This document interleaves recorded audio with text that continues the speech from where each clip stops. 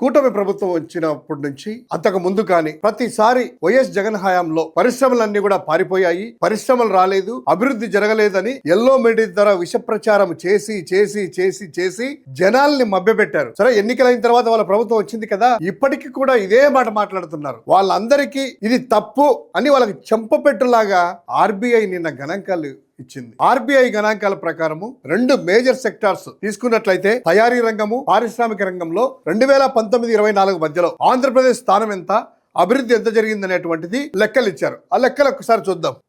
States ranking in manufacturing GVA, manufacturing sector లో AP ranked first in South India, 5th in India during 2019 and 24. ఒక్కసారి ఇక్కడ చూడండి, first Bihar, తర్వాత అరుణాచల్ ప్రదేశ్, రాజస్థాన్, పంజాబ్ ఉంటే 5వ ప్లేస్ లో ఆంధ్రప్రదేశ్.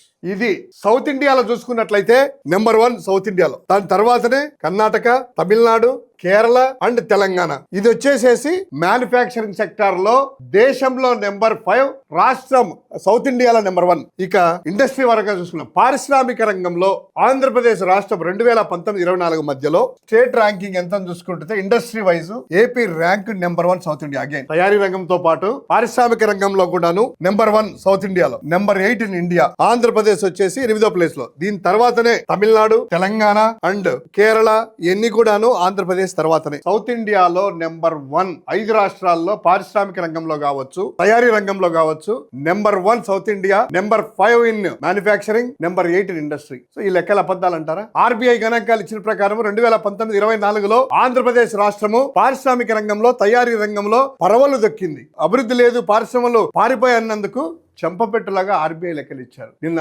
వైఎస్ జగన్మోహన్ రెడ్డి గారు కూడా, పార్టీ అధ్యక్షుల వారు, ట్విట్టర్ లో ఈ గణాంకాలకు సంబంధించినటువంటి ట్వీట్ చేశారు. దీనికి ఎల్లో మీడియా గానీ, చంద్రబాబు బృందం గానీ ఒక్కరు కూడా సమాధానం చెప్పలేరు. ఎందుకంటే వాళ్ళ ప్రభుత్వం ఆయా అధికారంలో ఉన్నటువంటిది లెక్కలు ఇవి. సో దీన్ని బట్టి అర్థం చేసుకోవచ్చు, వాళ్ళు చెప్పేటి ప్రతిదీ అబద్ధమే అనేటువంటిది. జనసేన, తెలుగుదేశం వాళ్ళ కూటమి వాళ్ళు చెప్పేటి అబద్ధాలలో ఇది ఒక అబద్ధం అని తెలిపింది.